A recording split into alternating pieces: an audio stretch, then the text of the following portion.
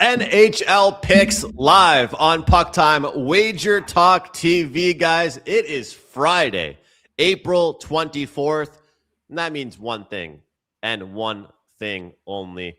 Playoff hockey returns to the Bell Center tonight. I got the jersey on, not usually a jersey guy for shows, but we're doing it today, and I am looking forward to a great slate of games. We've got 3 games to break down in the NHL playoffs, and on today's show, it's just myself, Andrew McInnis, and Carmine Bianco. Let's keep it rolling. A lot of you guys signed up with us with that hat trick BOGO special, the PuckTime special. You get my picks, you get Carm's picks for 3 days, and we smashed the 5% bet yesterday.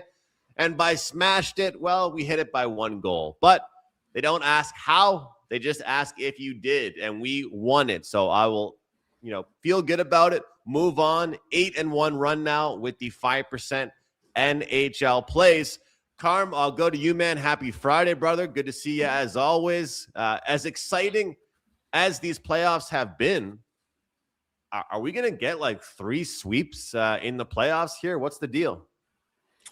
I hope not. The more games, the better. And congratulations on that 5% winner. I never got the text message, nor did Brian Leonard. And we were wondering who your 5% play was, and you didn't give it to us. I told you the night before.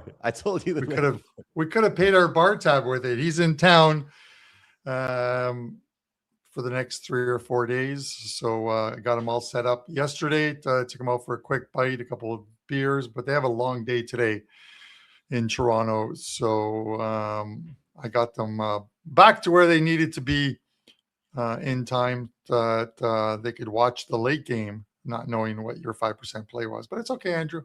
We get it. It's all right. Don't worry. Keep it a secret.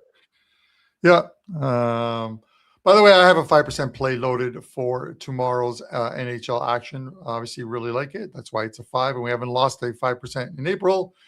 So let's get another one. But Andrew, man, you're sporting the jersey, so that we need to talk about these 2 teams, Tampa Bay and the Montreal Canadiens. Game 3, both games go to OT in Tampa Bay. They split them. The Canadiens had the opportunity to put this Tampa Bay team, Andrew, in a deep hole, 2-0 heading on the road. But this is a series, Andrew, and I talked about it before. I think this is a series, and I want to hear your take on it, where I don't think home ice really makes a difference between these two. They split them during the regular season, I believe, 2-2. These are the number 1 and number 2 ranked road teams in the Eastern Conference. Montreal had the best road record. Tampa Bay right behind them. Both teams ahead of Carolina, who ended up winning the division. So it tells you about these teams and their ability to win on the road. That's probably why I think Tampa, that and obviously playoff experience is why they are favored in this game. I think, Andrew, this is going to be a low-scoring game between these two, much like the first couple were. I think Tampa are starting to get their legs in this series. But this Montreal team, when you expect them to play high-scoring games, especially at home at the Bell Center, they put in strong defensive performances. I think the under 6 is the play here. If you can't pick a side, or you're jumping back and forth on which team to pick, that should tell you something. Don't play the game. Don't play the side. Maybe play the total. So under 6 for me in this one. What are your thoughts? Carm, I think that you might be able to get a good number live on that, even 6.5, because I think we could see something early in this game. Looking back to last year's playoffs, Cole Caulfield put out an article in the Players Tribune yesterday. Fantastic read. Cool to get a perspective from these players in an article. And he wrote the article before the playoffs started. But one thing that he mentioned is that this team is not the same team as they were last year in the playoffs. They are different. And to your point, Carm, and we had someone comment that I talk a lot about the last change, and I get it. It doesn't matter entirely, but for some series it might. But the only game that Montreal really found their offense against the Washington Capitals last year was Game 3. Game 1 and game 2, they were sort of close, but they lost. Game 4, they just got absolutely pinned down, dominated. But game 3 is where they were able to build off that Bell Center atmosphere. I was listening to a podcast last night, and they were talking about that you can benefit off the home ice advantage, but you can also kind of fall victim to getting too excited about it. And what does the road team want to do, Carm? The road team wants to silence the crowd as fast as they possibly can. So look, Dobish has been good. Vasi has been good. The defensive play has been good. But Suzuki and Caulfield have been shut down. So look, there's some people, like the guy commented yesterday, and I'm not even taking it as a negative comment. He just said that I talk a lot about last change stuff. My question back to that guy is, why do we think Suzuki and Caulfield haven't been able to do anything this series so far? And it's because they've been shut down by Anthony Cirelli. People don't realize in hockey how important the coaching staff and the decisions are. It's not like it's just you're rolling out lines and I get it from a market perspective. The last change doesn't matter as much, maybe because of the market adjusting for it, right? But there's a reason that Cole Caulfield scored 52 goals this year. Small player on the ice, has barely done anything in this series. There's no coincidence to me that the best players on each team typically do better at home than they do on the road, because there's a reason why Anthony Cirelli, Carm, was going to make the the Canadian Olympic team. And it's not because he's a great offensive forward.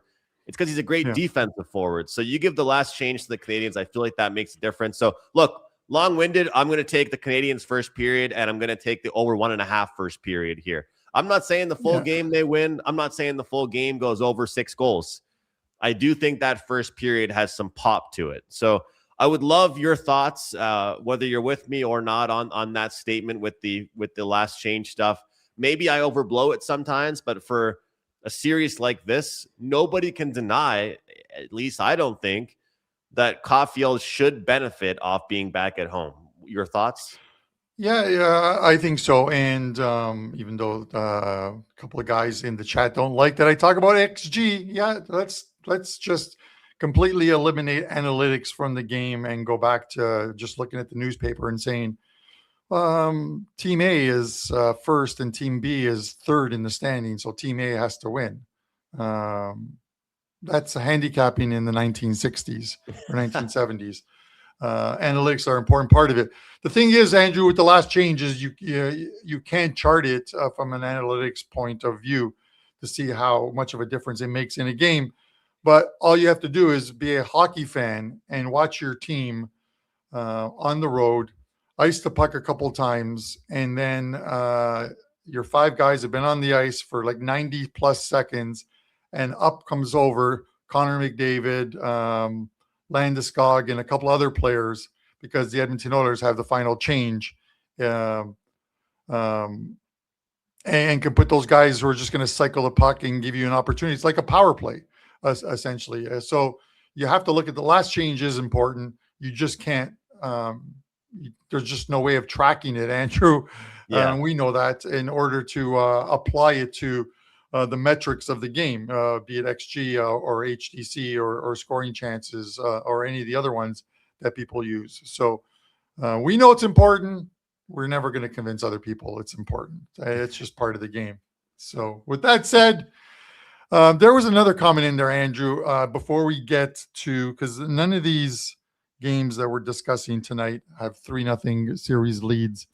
But I believe it might have been Stevie Dukes who said the series isn't over yet. The Pittsburgh series for tomorrow, Pittsburgh and Philadelphia, because it's 3-0 in the series. NHL is actually one of the tougher models, or one of the toughest sports to come back from a 3-0 deficit in a 7-game series.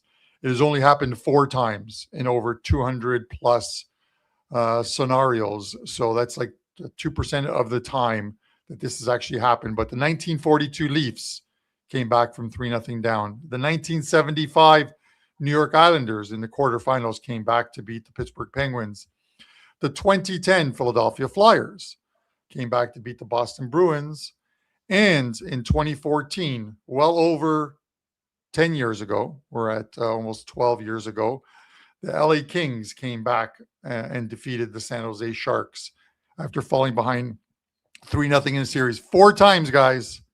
4 times. It's all it's ever happened in the NHL. Penguins fans, can you be the 5th starting tomorrow? Who knows? But 3-0 deficits show the superiority of a team, Andrew. So with that said, do we have a Ralph Michaels stat that we can toss up? I think we do. Let me find it here. There it is. Oops. Sorry, Andrew. All right. There's a fade or follow stat for you guys. 3-0 teams that are at home, and this is applicable to the Philadelphia Flyers tomorrow, are 13-9 with an average line at about minus 134. So they're hitting at 59%, and you can make a little bit of profit if you've been betting them. The over-under is 9-11-2, pretty much negligible on that one. If it was a 3-0 team playing away, which we could see if the Avalanche, Andrew, win a game 3 and then game 4 in LA, the over is 15-10 and to 60% to the over in game 4, up 3-0. Andrew, do you know why that is? Empty net goals. Empty net goals is the correct answer.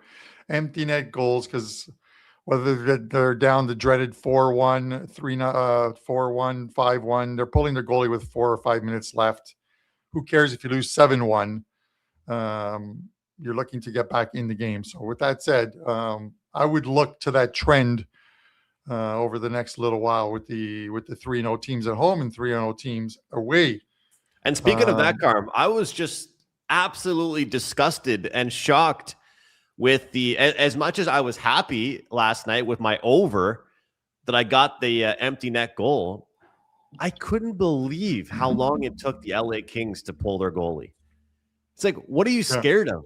What are you scared of? You're already down and losing the game. Like, what's your biggest fear? And then they finally pull the goalie, and they get scored on immediately. I think, you know how sometimes they like to circle the puck back by their own goalie and then let their goalie go, and then they keep the puck.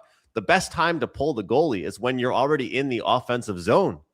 Like, they waited until the puck was out of the zone and they pulled the goalie. Yeah. Like, I know we laugh at John Cooper and Patrick Waugh and these coaches for pulling the goalie too early, but Carm, there's something to be said about teams that pull the goalie too late as well. Yeah, I don't get it either, but this is why we're doing what we're doing and they're doing what they're doing and getting paid a hell of a lot more money. But yeah, it is. And you wonder if your mentality and when you're watching the game and getting frustrated on when the goalies are getting pulled or when they're not getting pulled based on what your bet is, whether it's a side, whether it's a total, whether over under, or you have the puck line in a game. You get frustrated because you want that goalie pulled. Like you said, when your team has the puck and they're moving into the offensive zone, a lot of coaches like to wait until it's been dumped in or they establish possession in the O zone before they'll pull a goalie. I'm not a fan of that, but I'm not a coach again, and these guys get paid so much more money, but as a fan, it's frustrating. I absolutely get where you're coming from with that. Vegas is in the playoffs, and Brian Leonard decides to come to Canada instead. Is that a sign, Andrew, that he has no faith in the Vegas Golden Knights? He leaves town against Utah. He leaves town. Kind of interesting. I know, he leaves town. Oh, wrong stat for me. I'm bad with these things. There we go. Minus 114 on the Vegas Golden Knights, minus 106 on the Utah Mammoth. Both Brian and I did think Utah were going to win game 2, and they got it done. Do the Golden Knights, Andrew, regain home ice advantage tonight, or does this dream season for the Utah Mammoth continue? Well, it's interesting. I didn't mention this before, Carm, but in the Montreal series, Tampa Bay opened minus 136. They're now minus 115. Vegas opened minus 117, 120-ish. This has turned into practically a pick 'em here. So some of these home teams are getting some love. Only team really that hasn't seen a ton of money come the other way is Anaheim. We'll get to that one, but we can talk more about that one. But when you look at this game here, I think Utah gave it their best effort. Utah played the best possible game they could have played in that last one. It was still a real tight one, but I feel like Utah didn't try to play how Vegas plays. They played how they play. And it sounds funny saying this, but if you're playing anything to do with Utah, you just got to take shots on goal props for two guys, Dylan Guenther and Logan Cooley. I mean, Dylan Guenther had, I think, like 7 shots on goal. At least it felt like he did. He gets 2 goals in the game. Logan Cooley, only a young player playing with a ton of confidence. He's playing extremely well. I think Utah stands a chance here, Carm. I think Utah is right into it. The only thing that I will say is that it feels to me, as much as, remember, that we used to call Vegas the Fortress and great home ice team. Historically, they've actually been pretty good on the playoffs in these game 3s. So I don't know, maybe this veteran-built team, whatever it is about them, they can go out on the road. But I have a feeling this one could be an under. This, to me, is my under of the day. I get it. If I care about last changes, I should like Utah to find their offense because they're at home now. But I do think we're going to see just a really structured defensive game. Perlow coming in here with a great play. He mentions, I'll get behind this one. I like this one too. Carter Hart over 23.5 saves. Utah should get their shots, but I lean towards the under 5.5 here. What do you think about any total side props? What do you have?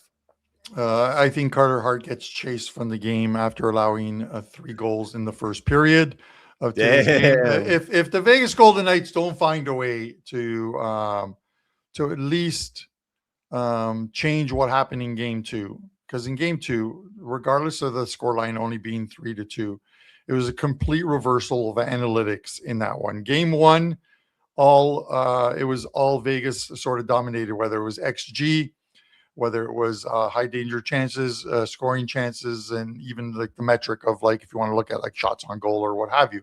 But you look at game 2, complete flip around on this one, 4.11 to 2.45 in all situations for the Mammoth in that one. It goes, you look at the high danger chances, and like even high danger chances, game 1 had 15 of them. Game 2 had 21 of them, 12 of them belonging to Utah. Utah's skating at Vegas. If they can do that on home ice with the final change, we'll toss that one in there. It'll become the new tagline of the show, with the final change. But with the final change, Andrew, I think Utah wins game 3.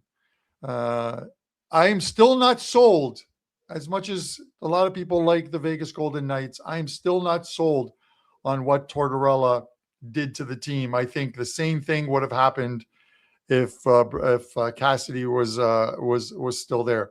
Tortorella had an easy schedule to close out the season for him with the Vegas Golden Knights, and I think playing 6 or 7 games against the same team, a team that knows you and a team that plays well against you in the Utah Mammoth, that the Mammoth have a very good chance of winning this series, Andrew. I think they proved in the first 2 games of the series.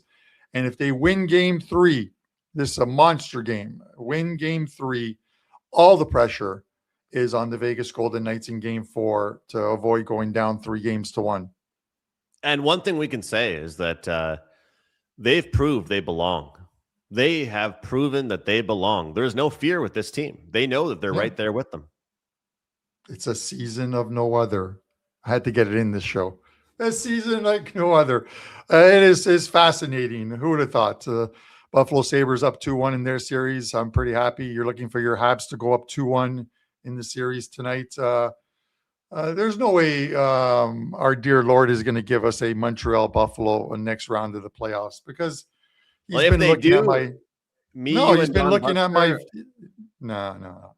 No, the dear Lord looked at my Visa, MasterCard, and my Amex statements that have come in and said, no, I can't let that series happen because you're just going to spend frivolously. And that's what I tend to do. My Amex will be buying me a flight to Montreal and Buffalo, and you and Don Buster will be going with me. So we'll see.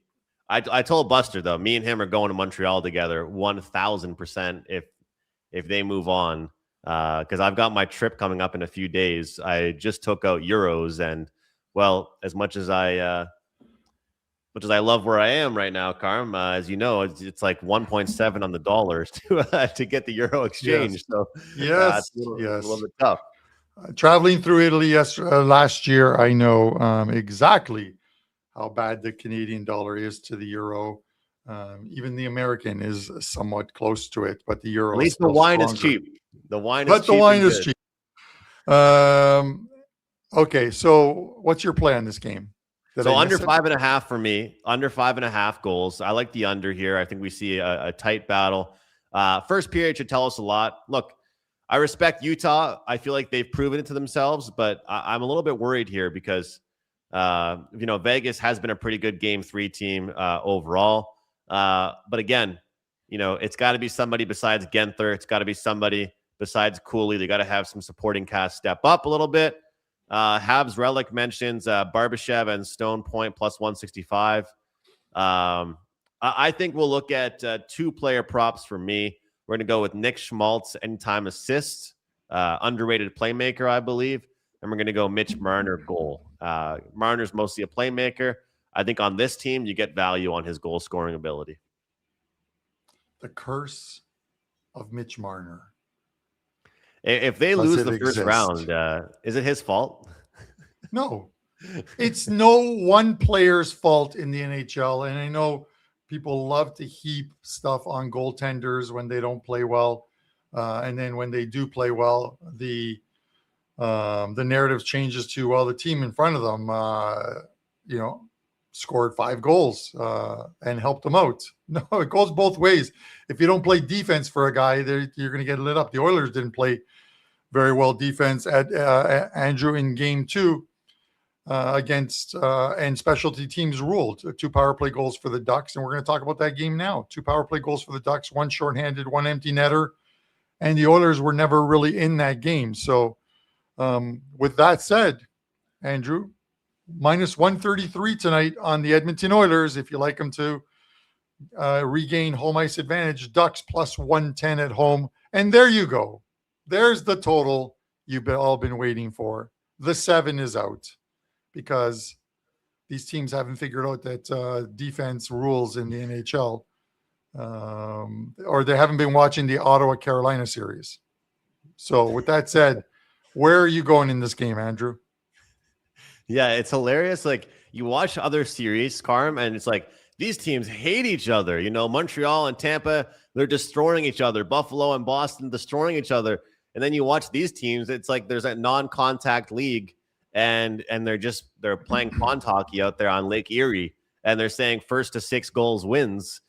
Good luck to you, because that's what this game's going to be like. Both teams go over their team totals. Both teams are getting their goals in the first period. But now here's a 7. And I'm just going to throw this out there, and I promise you guys, I'm not trying to be the contrarian guy when I say this, but it's happened so many times when we've seen a team go on an insane 6.5 overrun, and the second the books put it to 7, it goes under. Like, we had stats before from Ralph Michaels about this. It is unexplainable, and a lot of times, guys, your 7s will just give you a push. You're going to watch a 2.5-hour hockey game, and the game is going to end 5-2 or 4-3. You're asking for 8 goals, not for 7 goals now, which is tough. First period, both teams to score. It's happened in both games so far. It's now plus 135. That one is a bit intriguing for me, Carm. I think that, look, whether or not the full game goes over or not, to be able to find a way to get plus money on both teams to score in the first period doesn't really shock me whatsoever. Look, Connor McDavid, brutal turnover from him late in the game, Carm. He has not been himself. And to be honest, Draisaitl has been much better than him. And maybe something has to do with the fact that Draisaitl got all that rest. But I look forward to seeing what happens here. There's one player that sticks out to me for this game tonight. I'll mention him in just a few moments. But what do you think about the opener in this one here, Carm? Because right now, Edmonton, look at the odds logic line screen here. They open minus 137. Series is tied 1-1. And, we've got some pretty spot on sports books, 130, 133, 134. Not too much hit on the comeback there for Anaheim. The books are begging people for Anaheim money here. They're saying, hey, guys, the series is 1-1. You can get Anaheim Ducks at plus money at home. What do you think, Carm? Are you going to take it? I don't know. I think the Oilers are the better team. I know they're the better team. It's just a matter of how Game 3 plays, how Anaheim plays off of that win. I don't think it was a convincing win by any means or any stretch of the imagination. I think the Oilers, just from a specialty team's perspective, played horrible. You know what I mean? Like of those 6 goals, only 2 of them were 5-on-5 goals. Again, so 5-on-5, they're fine, but don't take penalties because the Ducks and teams, when they find their power play, can score goals. And by the same means, when teams can't score in the power play, and I saw yesterday when talking to Brian, we're having a beer watching the Sabres game, and it's like, well, the Sabres power play is now 0 for 36 straight attempts without scoring a power play goal, and 13 or 14 of them in the playoffs. It is tough. Andrew, my prediction on the scoreline for this game, and are you ready? Here it is. The final scoreline of this game will be 6-1, and that is paying 55-1 odds on the final score of this game being 6-1. So, how do you like them apples? You're looking for a complete difference from games 1 to 2. I love it. Our games 1 and 2 to 3. 6-1 lands on 7. So there you go. And we get the push. Absolutely good sense. No one's pulling their goalie at the end of the game when they're down 6-1. So the total should be safe, at least at a push. But I expect a bounce back from the Oilers tonight. Is it going to be enough to get them to win? I think they need to take it to Anaheim early, or at least be ready for the opening 20 minutes of a game. We've seen teams that aren't ready for the first 20 minutes of a game and play absolutely abysmal. The Buffalo Sabres, in splitting 2 games with the Boston Bruins, did not play good not only in the opening 20, but in the opening 40. I was certain they were going to put in one of their best performances on the ice last night against the Bruins in the opening 2 periods, and they really did, and held on and won that game, even though they went behind 1-0 in that game. They ended up getting the win. So it's one of those things. I expect the Oilers to be better. Would I be shocked if they aren't tonight? No, I wouldn't, because the series is still only 1-1, and they're probably coming to Anaheim thinking 1-1 at the minimum is what we want. A 2-0 sweep is what we'd love, and come home and we get the Andrew McInnis gentleman's handshake. The gentleman's sweep, yeah. Steve, I love you. I always appreciate the comments. I am going to rebuttal this one. Steve says, hey, y'all, Ducks won more games this year than the Oilers. Loser points is how the Oilers are higher seed. You want to know why the Oilers are the higher seed? Because they won 32 games in regulation. The Ducks won 26 games in regulation. The Ducks are the better 3-on-3 team. The Ducks are the better shootout team. The NHL cares about regulation wins when it comes to their ties and their tiebreakers. And of course, yes, the Oilers did get some loser points, but hey, maybe they wouldn't have got those losses if it wasn't 3-on-3, because 3-on-3 isn't hockey. And yes, the United States won the gold medal game. No hockey game of any magnitude should be decided with 3-on-3 goals. 3-on-3 hockey. It's not the game. In the NBA, and when it's in overtime, do they just start playing pickup basketball, half court, 3-on-3? I don't think they do. They just play 5-on-5 like the game is built to be played. So to me, that's why the Oilers were the higher seed, is because they won more games in regulation. We're talking 32 against 26 in regulation. So, Carm, I'm a big fan of the regulation stuff, man. And, you got to be able to win within 60 during the regular season. Yeah, and that's the thing is you want the team that's winning in regulation instead of the team that is relying on coin flips, and the coin flips essentially being games that go to OT that are 3-on-3, where one defensive mistake where you come off your player for even a split second, or even a shootout, which is a shooting competition. It's Andrew, different sports have it, and it all depends on who you're on that day. You know what I mean? Okay. I absolutely hate penalty shootouts in soccer, European soccer, or European football, or soccer here in North America, because it's a skills competition. But when Italy won the 2010 Euros, beating England in penalty kicks, I was ecstatic. When they beat France, the last year, like, my dad was alive, and I got him to watch as many all the games that he could. Andrew, they beat France in penalty kicks. So these things, when you're on the right end of it, it's good. When you're on the wrong end of it, you don't like it. But that's 100%. Why teams like Colorado prosper. Colorado, 48 regulation wins. Dallas Stars, 38 regulation wins. So yeah, I get it. The Edmonton Oilers, 32. When they go to OT, they've had 20 games in OT, and they've won 9 and lost 11 of them. You look at Anaheim. As you mentioned, 23 games they had in overtime. They won 17 of them, either via the 3-on-3 goal or a shootout. So something could be said about the Ducks winning the skills competition in the NHL and not regulation wins. Regulation wins is the best barometer, I think, for a very good team. I think to a certain point, you don't look at what happens in regulation. In OT or in a shootout, and try and handicap a team because of that. You're handicapping full games. Sometimes you're only handicapping 60 minutes. But to say that a team is not better than another team just because the other team is better at 3-on-3, and when we're talking about 3-on-3, because someone mentioned, how is Anaheim better at 3-on-3? We're not talking about each other. We're talking about 3-on-3 throughout the regular season. So they're not playing against each other 3-on-3 for 82 games, maybe only a couple games. So, and one thing I'll mention, it continues to blow my mind, and I think I touched on this earlier. It just doesn't make any sense how the Avalanche power play is so bad. It's crazy. It reminds me of Canada at the Olympics. Like, sometimes I feel like you have so much talent out there, you're passing the puck around like it's a hot potato.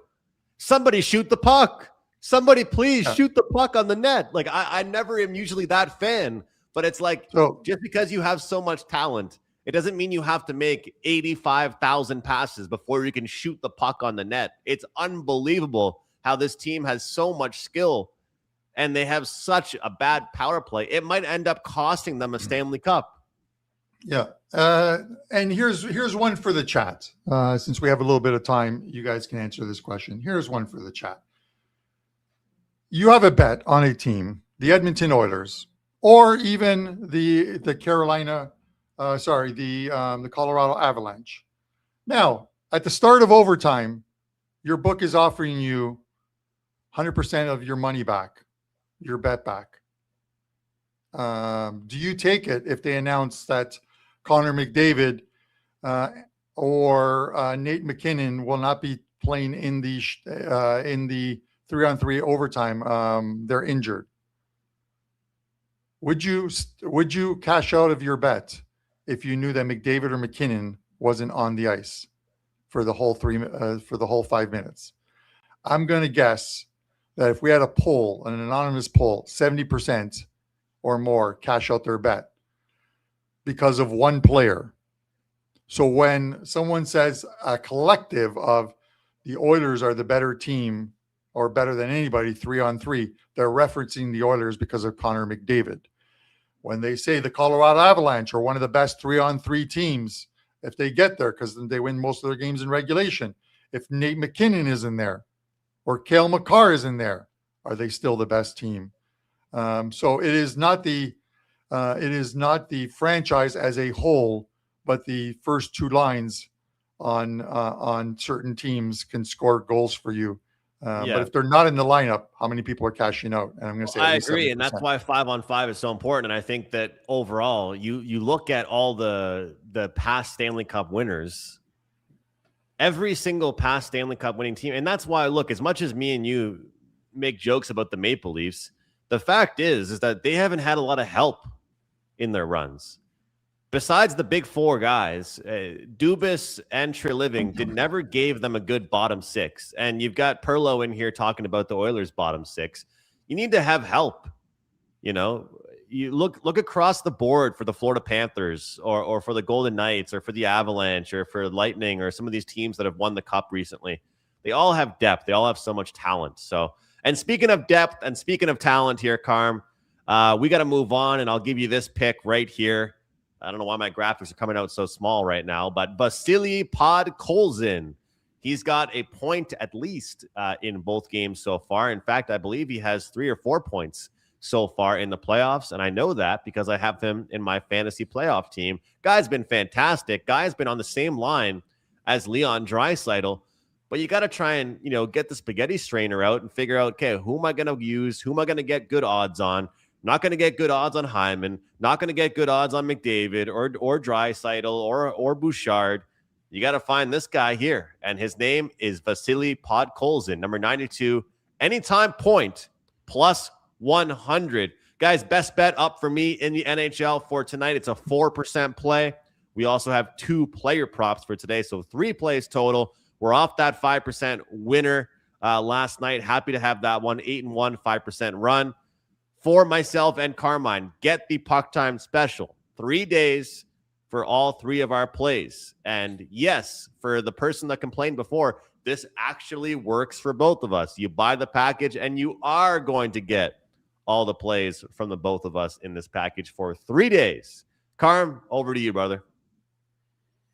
Man, I didn't ask for the BOGO with you. I asked it for Buster and I. But anyways, I'm going to see Buster this weekend. Somehow the guy has pushed his way into our suite at the Blue Jay game. I don't know how he did it without my approval because I'm paying for half of that box. But somehow he squeezed his way in into a imagine, Andrew, the whole box is a couples day at the game, and a single guy or a single married guy who's not bringing his wife decides to just push his way in. I don't know. That's Don Buster. So hopefully he understands it's a cash bar and it's not an open bar. But what do you got to say, Andrew, before I close this out? Oh, okay. Anyways, with that said, guys, I'm making fun of Buster, but we're just looking for any more questions. And avocados and tequila. Yes, let's hope he's bringing some of each. And looking forward to seeing Buster on Saturday at the Blue Jays game as they take on the Cleveland Guardians. We'll be live streaming some stuff there. So check out the X for myself and for Don Buster as well, too. Guys, 2 plays up in the NHL tonight. 1 play up for tomorrow, which is a 5% play. So pick up that BOGO. It is a very good deal as well, too. And my soccer players are going up shortly. It's going to be a big card of soccer as well, too. And a couple of baseball plays tossed in there. So the 3-day gets you another 3 days. All access is a good deal as well, too. That's it, guys. For myself, Andrew McInnis, I'm going to see Brian Leonard as he spends his good US dollars in the Canadian city that we call Toronto. And we wish you guys all the best of luck. We will see you again on Monday.